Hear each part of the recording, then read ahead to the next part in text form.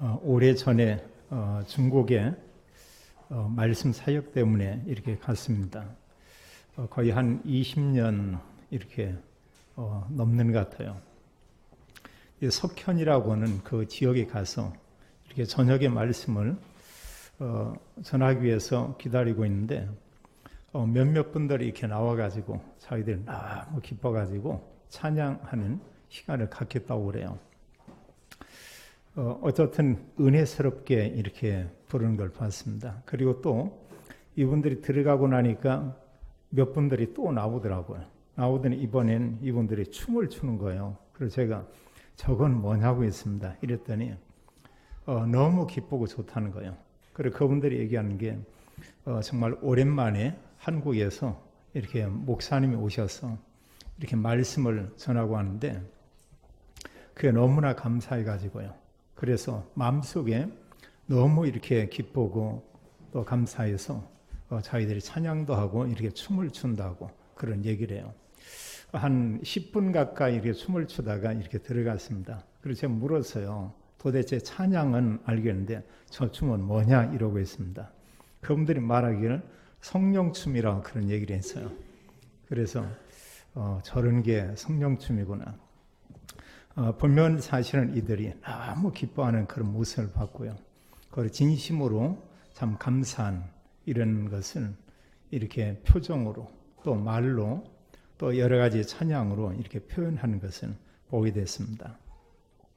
이제 우리가 새 성전을 이렇게 준비해서 오늘 예배를 드리고 또 추수감사 주일 예배를 드립니다.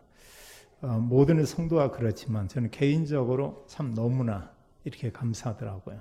오늘 새벽에 일찍 일어나서 이렇게 묵상하는데 여러 부분에 이제 하나님께서 다 이렇게 일하게 했고 이제 오늘부터는 일상대로 모든 부분을 정상대로 이제 사역을 이렇게 하게 되는구나.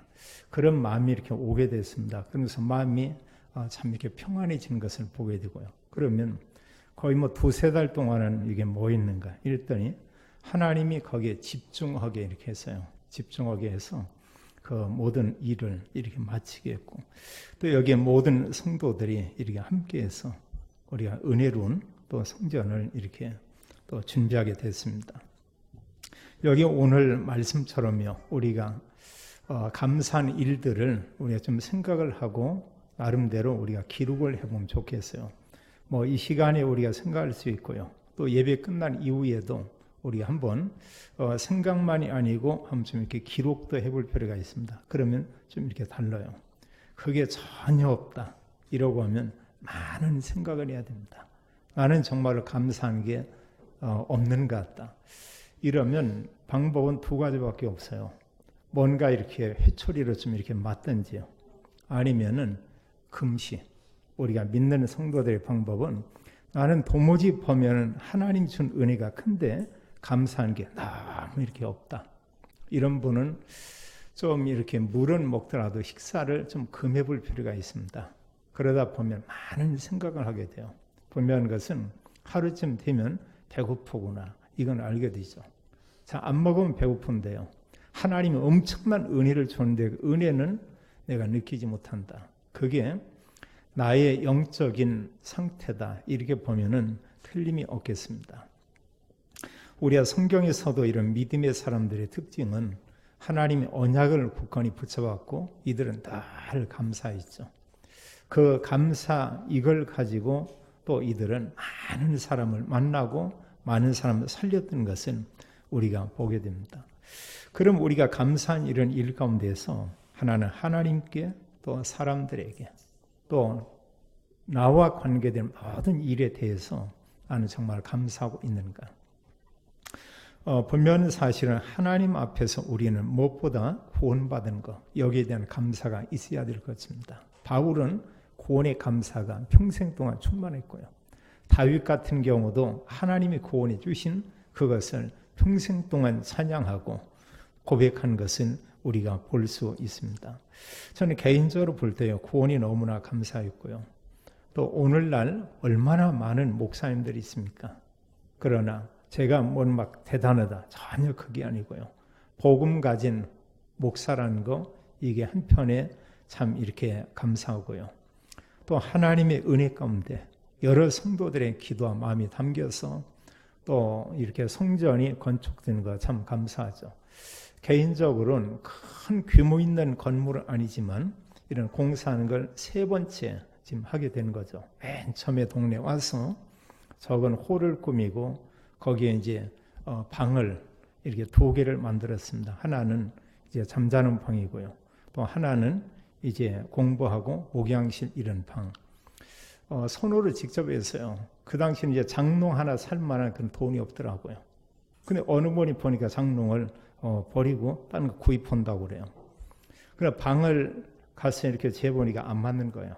그래서 한쪽을 놓고 다음 하나는 톱으로 절반을 잘랐습니다. 절반 자르니까 딱 맞더라고요. 그래서 자른 부분 끝에를 다시 붙여가지고 한동안 은혜롭게 잘 이렇게 사용을 했어요. 그리고 2번째 우리가 성전을 준비하고 또 이런 꾸민 게 바로 3층에 있는 그 공간이고요. 3번째는 하나님 이곳을 준비케 했습니다. 하나님은 학개에서 2장을 통해서 우리에게 말씀하는데 스룹바벨 성전이 솔로몬 성전보다 그 영광이 더 클 것이다 얘기했습니다. 그것은 우상을 버리고 그들이 하나님 언약을 붙잡았어요. 그건 메시아 오실 것을 그들이 늘 바라봤죠. 그렇다면 우리는 다른 게 아니죠. 오직 그리스도. 이제는 복음 가지고 우리는 모든 사람 우리가 살리는 겁니다. 복음이 아니면 사람은 살 수가 없어요. 힘이 없습니다. 또 세상 사람들은 너무 힘겹고 어려움 가운데 있죠. 거기에 나가서 우리가 복음으로 답을 이제 줘야 될 것입니다.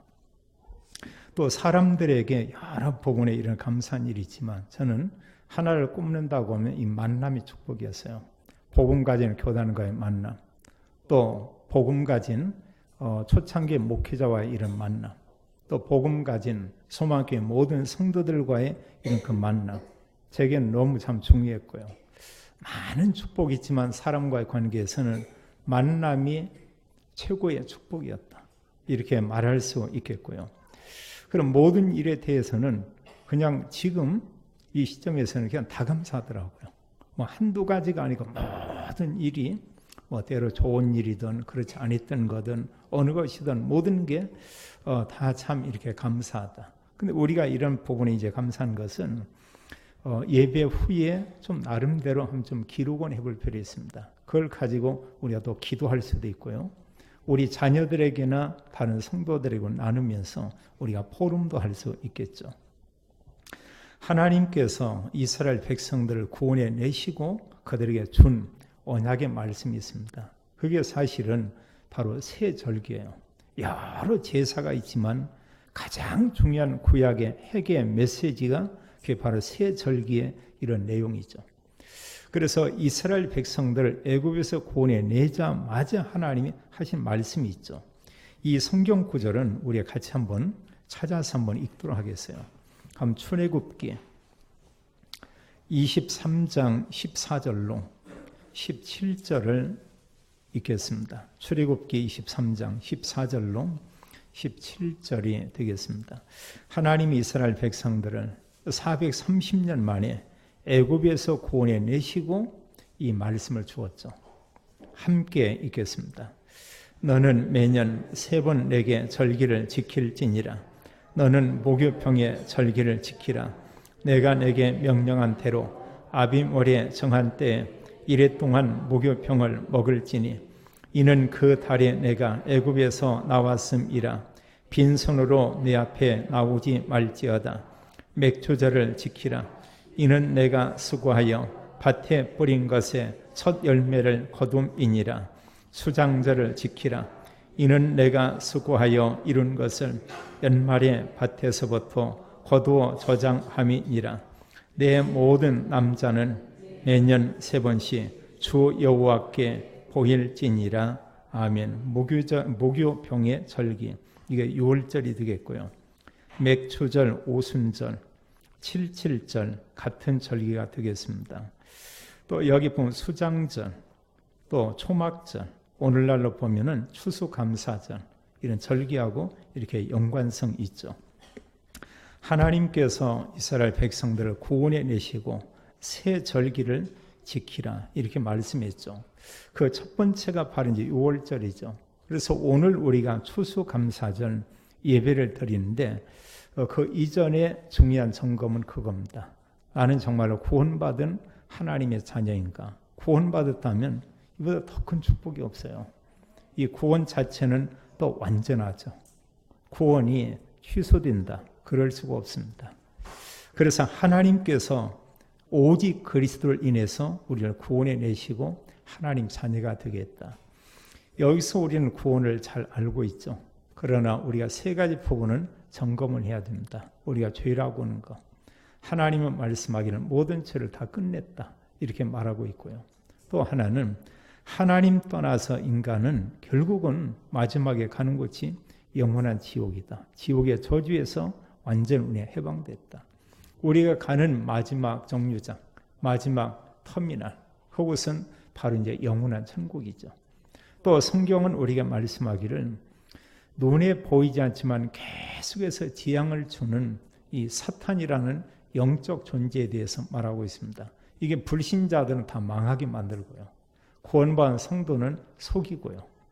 이러면서 끊임없이 모든 사람에게 계시는 재앙을 주고 있죠. 근데 성경은 그렇게 말하고 있습니다.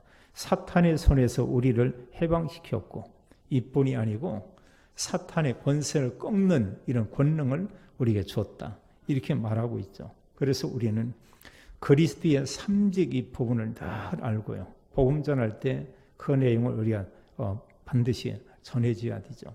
그래서 복음이 희미한 게 아니고 완전한 복음을 우리가 알릴 필요가 있죠. 또 우리가 오순절 이럴 때 맥추절 같은 절기입니다. 그러나 이제 오늘날 이 시대는 오순절 이 의미가 굉장히 이렇게 커요. 우리가 잘 알지만 성령께서 우리에게 오셨다. 하나님이 영으로 우리에게 오셨다. 참 놀라운 얘기죠. 요한복음 14장 16, 17절은 성령께서 오셔서 우리 안에 계시고 성령께서 영원히 우리와 함께 계신다고 했습니다. 요한복음 14장 26절로 27절은 성령이 하나님 말씀을 생각나게 하고 하나님 말씀을 가르친다 이렇게 말하고 있어요. 그리고 구원받은 사람은 성경을 읽으면 거의 대부분 이해가 됩니다. 좀 이해가 안 된다. 그건 하나님 보실 때 이렇게 이해 안 해도 좋기 때문에 그냥 하나님 그렇게 알게 한 거예요. 거의 웬만한 말씀 다 이해가 되죠. 성경 전체는 그리스도이기 때문에 성령이 임하면 그리스도 알고요. 그리스도 아는 사람은 성령이 우리와 함께하고 이런 사실을 알게 돼 있죠. 또 성경은 성령께서 우리의 모든 삶을 인도한다고 했어요. 이 사실을 우리가 인정하는 겁니다. 그리고 진정한 신앙생활은 뭐냐? 그게 성령의 인도받는 그런 삶이라고 보면 돼요. 나는 신앙생활 잘 안 되는 것 같다. 인도를 잘 못 받고 있는 거고요. 하나님의 자녀 맞습니다. 구원받은 건 맞아요. 구원받은 하나님 자녀가 잘 인도받는 사람이 있고 인도를 제대로 못 받는 사람이 있고 이런 사람들이 있죠. 저는 지금도 좀 이런 선입견이 하나가 있는데요. 젊은 그 여자분들 있잖아요. 이제 한 뭐 학생들 이런 나이나 또 그런가 하면 20대 초반 이런 그냥 말끔을 입은 그 아가씨 여자분들이요. 이런 그 대로변이나 아니면 좀 어느 뭐 구석에서나 이렇게 담배 팍 피고 있는 거 보면은 이 부분은 아직도 잘 이해가 안 돼요. 저희가 살고 있는 아파트나 아니면 2층에도 좀 이상한 사람들이 이사 오긴 했는데 여자아이들 하면 20 몇 살 되겠나? 머리 노랗게 물들이고요. 이러고 있는데 그냥 입고 사람들 많이 왔다 갔다 합니다. 거기가 진짜 통로예요. 바로 버스 정류장이고. 내려와서 입고 여기에서 그냥 담배 팍 피고 있어요. 여자아이들이. 참 뭐라고 얘기하기도 우습지만 그게 그 사람의 어떤 이미지고 그 사람의 상태라고 이렇게 보겠죠. 제가 생각한 건 그겁니다. 야, 잘 키운 아들 저런 여자 만나면 참 골치 아프겠다. 거기야 뭐 그냥 맞담배 하면 되겠습니다만 근데 이런 모습들은 저는 아직도 이렇게 좀 잘 이해 부분이 안 돼요. 모르겠어요. 혼자 뭐 숨어서 어디 뭐 지하실에 가서 이불 속에서 뭐 핀다. 이것은 뭐 이해가 되지만 이런 여러 부분들이요.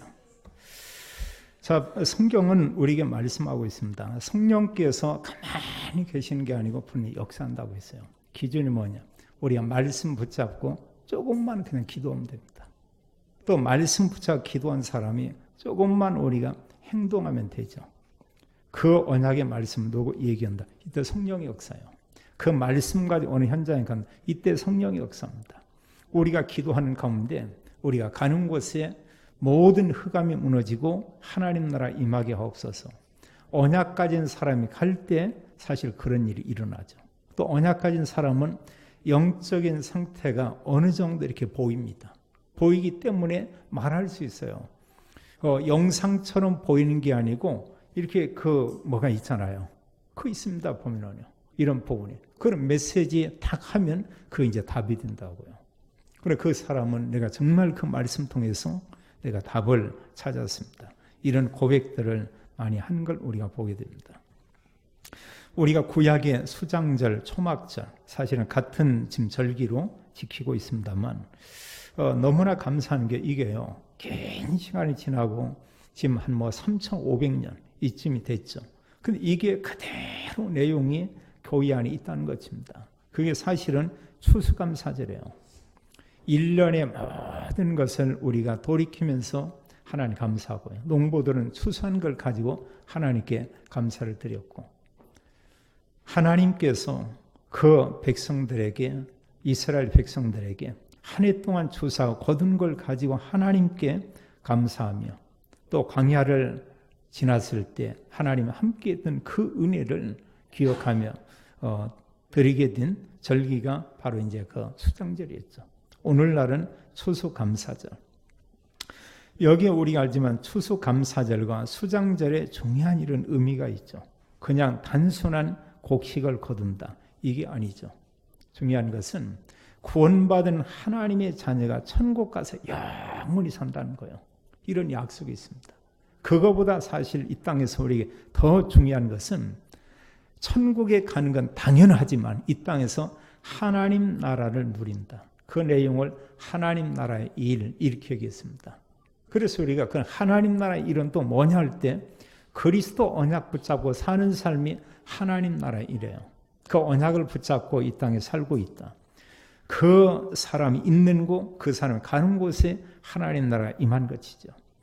예수님께서 유대인들에게 그런 얘기했습니다. 누가복음 17장은 말씀하기를 하나님 나라는 여기 있다 저기 있다. 이게 아니고 너희 안에 있다.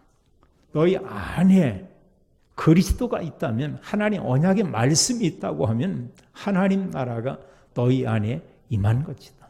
이렇게 말씀하고 있어요. 그래서 우리가 하나님 말씀 붙잡는 이런 부분이 중요하고요.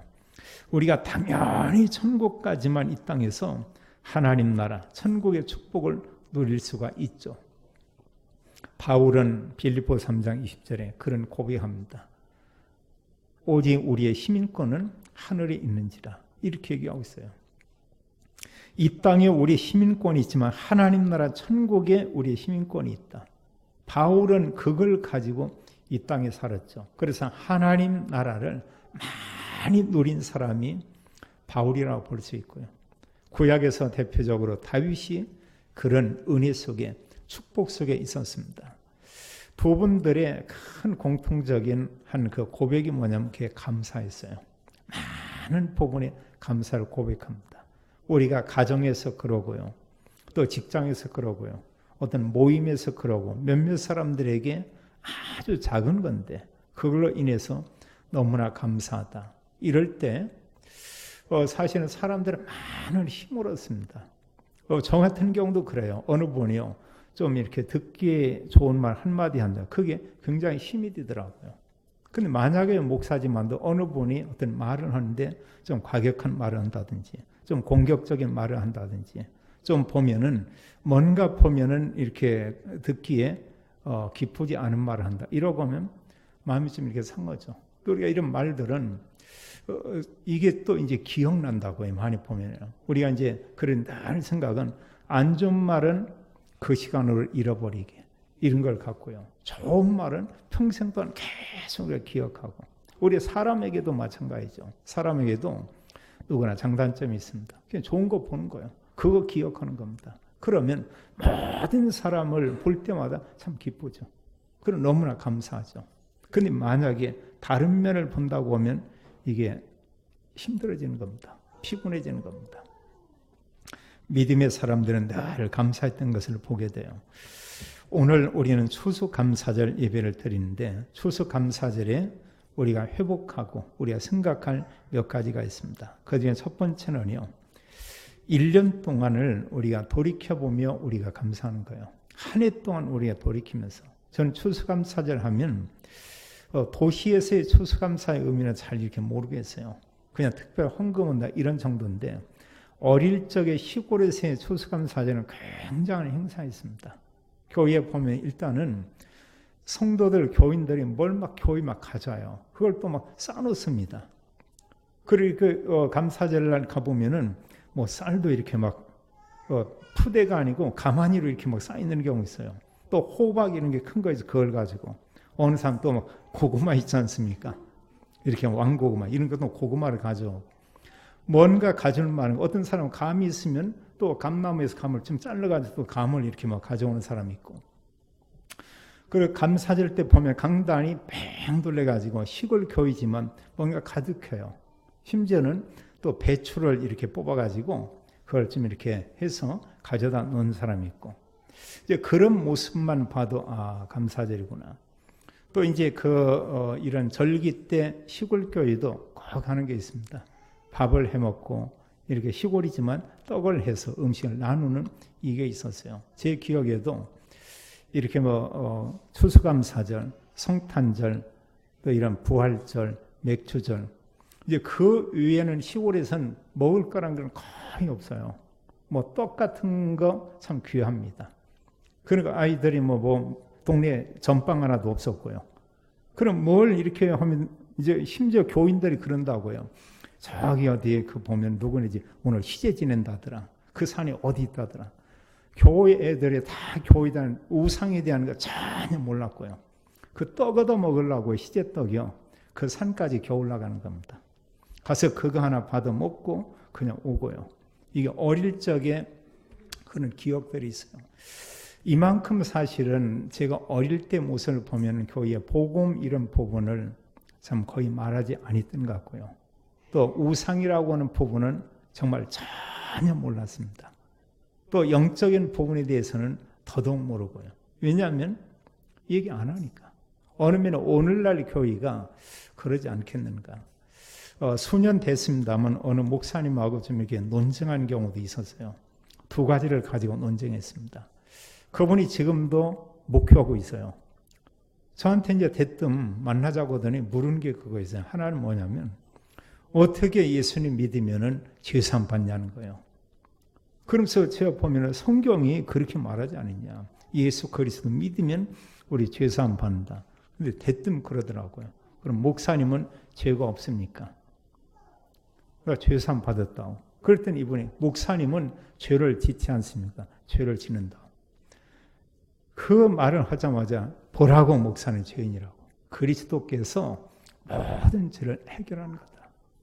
목사님 눈으로 또 제가 허물 있고 죄를 보면, 이렇게 보면 죄인 맞겠지만 복음을 가지고 성경을 가지고 보면은 죄가 없다. 이렇게 우리에게 말하고 있다.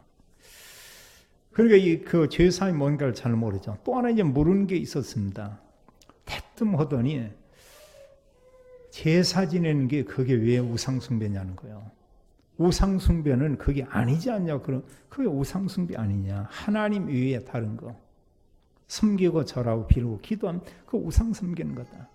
특별히 우리나라에서 이런 제사는 우상숭배의 대표적인 이런 거다. 봤더니 뭐냐. 이 목사님 주변에 다 제사하고 있거든요. 또 자기는 교인들에게 그 얘기 안 는다고 하는 거예요. 제가 얘기해야 된다고 했습니다. 그건 옳지 않은 거라고.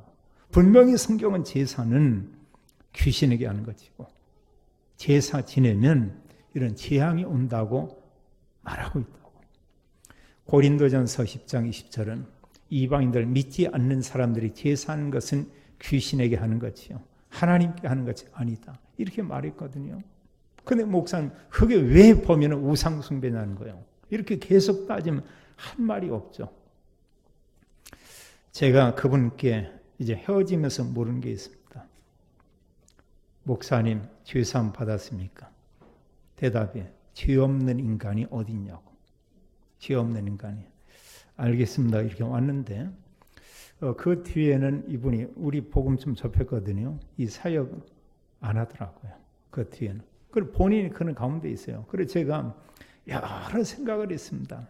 이 목사님 왜 이런 배경을 가지고 있을까? 그 사모님께서 이런 복음에 대해 열정도 있었는데 우리가 듣는 말씀 못 듣게 계속 방해하는 거예요. 그 목사님의 큰 배경은 신앙촌 배경이었습니다.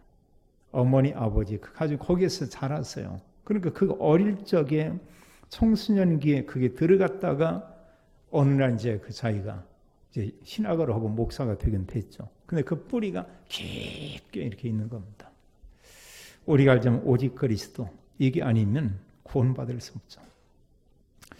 우리가 그래서 추수감사절 이런 절기를 지내면서 1년 동안 지난 날을 돌이켜보면 감사는 너무나 많이 있죠. 또 우리에게 힘들고 어려운 일이 있었을 것입니다. 알고 보면 그것도 감사한 거예요. 그것 때문에 하나님이 우리에게 새롭게 갱신하게 하고 또 하나님이 우리를 사랑하는 것은 우리가 확인을 하고 또 그런가 하면 내가 부족하고 연약하기 때문에 우리가 모든 사람을 우리가 또 보듬고 모든 사람을 우리가 또 이해하고 우리가 도울 수 있고 또 여러 사람들이 부족한 것은 우리에게 그 도와주라고 그분을 우리가 또 붙들어주라고 주님은 우리에게 이렇게 말씀하고 있죠. 그러면서 우리는 아무리 힘들고 어려운 일이 있어도 우리가 기억할 것은 이 구원에 대한 감사. 이거 놓치면 꽝입니다. 이거 놓치면 아무것도 안 해요. 다른 것 뭐 때문에 감사하다. 이것 때문에 감사하다. 좋은 차를 사서 감사하다. 좋은 집에 이사해서 감사하다. 자녀가 다 잘 되는 감사하다. 근데 구원에 감사가 없어요. 그러면 다 놓치는 겁니다. 믿음의 사람은 여기에 감사했어요. 그럼 바울이 감옥에 있어도 감사. 다윗이 사울 왕에게 10수년 쫓겨다니면서도 감사. 또 정말 다윗이 왕이 돼서 왕 중에 왕이 되는데도 그는 교만하지 않았죠. 하나님 은혜를 그는 잘 알고 있었어요. 아엔 아덴가 하나님의 은혜다. 그래서 하나님의 은혜, 하나님의 감사 이것을 고백하고 기도하고 찬양한 게 시편의 73편이 이렇게 기록되어 있죠. 또 우리가 감사할 것은 이건 특별히 복음 가진 교회 성도들이 특히 가진 그런 특별한 은혜고 특별한 감사라고 볼 수 있죠. 그게 뭐냐면 영적인 축복에 대한 그런 감사입니다. 일반 교인들은 이게 너무 희미해요. 그리고 이 부분은 축복으로 거의 생각을 안 씁니다. 진짜 축복은 바로 이 부분이죠. 그리스도를 인해서 에베소서 1장을 말씀하기를 우리가 하나님의 자녀가 됐다. 이렇게 말하고 있어요. 그거보다 더 큰 게 없어요. 하나님의 자녀다. 또 주님께서 우리에게 말씀하기를 그리스도를 인해서 우리가 연약하고 허물이 많지만 모든 죄가 다 사해졌다. 이렇게 말하고 있죠. 죄사함에 대한 이런 그 축복. 또 성경 말씀하기를 그리스도께서 우리에게 은혜 베푸사 약속한 성령을 우리에게 보내주셨다. 성경은 성령으로 인쳤다 이렇게 말하고 있어요. 제가 볼 때 이제 구원받은 성도하고 불신자하고는 근본이 이렇게 많은 차이가 있는 것 같아요. 여러 가지로. 우리가 이번에도 이제 그 계단에 이런 공사하고 이러는데 주변에서 몇몇 사람들 항의들이 들어왔다고 그래요. 냄새가 난다. 냄새 나죠. 특히 이제 이런 부분에 적극적으로 치료를 치는 반대하는 게 앞쪽이고 있습니다. 그 얘기는 뭐냐면 간판 큰 거 이렇게 두 개 있잖아요. 떨어지지 않는 거예요. 그걸 좀 띄고 거기도 좀 하면 좋겠는데. 그래서 이제 가서 얘기하고 사장하고 이런 통화를 하고 나니까 절대 손대면 안 된다는 거예요. 너무 너덜너덜하고요. 그럼 하나는 7,000원 사람 하다가 좀 금이 가고 이런 게 생겼고요. 하나는 끝내 제가 그냥 띄었습니다. 해가지고 기왕 7월 칠하는 거 하고 그래 이렇게 7월 칠을 좀 깨끗하니 하려고 한다 했더니 안 된다는 거예요. 손대면 안 돼요. 그래서 제가 떼버렸어요. 너무 너덜거리고 겉에 막 이러고 해서 그걸 위에 가서 다 해서 몰딩으로 짜가지고 이쁘게 만들어서 달아주고 있습니다. 본인들도 눈은 있겠죠. 보면서. 그래서 전체적으로 하고 이렇게 그렇지 않으면 또 막 소리 지르고 난리가 났겠죠. 여러 가지로. 그래서 사람들은 나만 생각을 해요. 나라고 하는 거. 그래서 저 사람이 내게 도움을 주는데도 그걸 잘 이해 못하는 경우들이 참 이렇게 많이 있습니다. 그는 내게 조금 뭔가 유익이 되면 그냥 거기에 대해서 뭐 좋은 거고요. 내게 약간만 손해가 되는 것 같으면 그걸 가지고 막 이렇게 들고 일어나고. 제가 누구에게 그랬어요. 저거 했다 했더니 오지랖 넓게 이런 표현을 쓰고 있는데 오지랖 아니고요. 그냥 전체를 이렇게 놓고 보니라고 보면은 전체를 어느 사람 뭐 이렇게 얼굴 만들기도 하잖아요. 뭐 티 같은 거 빼내기도 하잖아요. 그렇게 생각하면 되겠습니다. 그렇게. 물론 하나님 이제 은혜 베풀면 또 이제 그 공간도 그 공간이 되는 날이 오겠죠. 자, 성경은 우리에게 이런 말씀하고 있어요. 우리가 하나님의 자녀요, 죄사함 받고 성령으로 우리와 함께하고 우리가 엄청난 미션을 줬죠. 주님께서 땅 끝까지 이르러 내 증인이 되라. 오늘 에베소서 우리가 2장을 보면서 꼭 기억할 이런 내용이 있습니다. 에베소 2장은 오직 그리스도예요. 구원은 전적인 하나님의 은혜다. 그리스도를 통한 하나님의 그 구원, 이걸 우리에게 잘 말하고 있죠. 그래서 성경은 예수님만 그리스도다 이렇게 말하고 있고요. 근데 지금 전 세계는 많은 이단들이 일어나고 있습니다. 수많은 이단들이 지금 일어나고 있고요. 또 많은 교회들이 있죠. 이미 뭐 유럽, 미국 교회는 복음이 많이 약하고요. 유럽은 복음이 없어졌다고 보면 되겠고, 미국은 이 복음이 삶으로 그냥 다 돌아가 버렸고요. 그럼 한국에도 사실은 복음을 얘기하는데 정말 희미하죠. 그 희미한 정도가 촛불이면 이렇게 좋겠는데요. 그 정도가 아니고요. 반딧불이면 좀 나을 텐데요. 그게 아니고요. 어쨌든 뭔가 빛은 빛인 것 같은데 안 보이는 이런 빛처럼. 그 증거가 뭐냐? 수십 년 교회 다니고도 복음을 모릅니다. 그리고 우리가 그 교회 다니는 사람들에게요, 사실은 거의 복음 모르고 다닌다고 보면 돼요. 구원받은 사람이 있겠죠. 그러나 구원받았지만 구원의 내용이 뭔지 모르고 있습니다. 다른 사람에게 절대 말할 수가 없습니다. 지금 이런 상태거든요. 우리 아니면 사실은 복음을 말할 사람이 아무도 없습니다. 우리가 간혹 듣는 말, 어머니 하나님, 개풀 뜯어먹는 소리예요. 그 말 같지도 않은데 그게 익숙하고 듣고 나면 사람들은 그런 것처럼 느껴지고 옵니다. 성경은 아버지 하나님, 오직 유일하신 하나님, 창조주 하나님, 그분이죠. 하나님, 그리스도와 성령, 다른 사람 하나님 될 수가 없죠. 우린 당당히 얘기해야 돼요. 어느 집사님이 그런 사람 오면은 도를 압니까? 내가 진짜 도를 알려주겠다. 복음 얘기요. 맞는 겁니다. 우리가 올바른 도를 가지고 있는 거죠. 우리가 전달해 줘야 돼요. 그래서 죄와 사단과 지옥의 문제를 완전히 끝냈다. 에베소 2장 1절은 주님께서 우리의 모든 죄를 해결하고요. 우리에게 새로운 생명을 줬고 2절 3절에 보니까 성경 말하는 세상 풍조, 공중의 권세 잡은 자 사단에게 종노릇 하고 있었고 3절은 본질상 진노의 자녀였다. 여기서 완전한 해방이죠. 신분이 완전히 바뀌었습니다. 히브리서 2장 14절 15절에도 말씀하기 일생 동안 사단에게 매여서 사탄에게 종노릇 하는데 그리스도 온 것은 사단의 세력을 꺾고 여기서 우리를 구원시키기 위해서 왔다. 그런데 우리가 완전히 지금 구원받은 이 축복 속에 있죠. 또 결국은 구원받지 못하면 가는 곳이 영원한 지옥이죠. 성경은 그렇게 말하고 있습니다. 오늘 본문의 5절에 허물로 죽은 우리를 그리스도와 함께 살리셨고 너희는 은혜로 구원을 받은 것이다. 6절에 함께 있겠어요. 또 함께 일으키사 그리스도 예수 안에서 함께 하늘에 앉히시니 아멘. 너무 놀라운 일이죠. 그래서 모든 구원받은 성도와 하나님 나라 천국 가서 우리가 함께 산다. 그래서 우리의 시민권은 천국에 있다.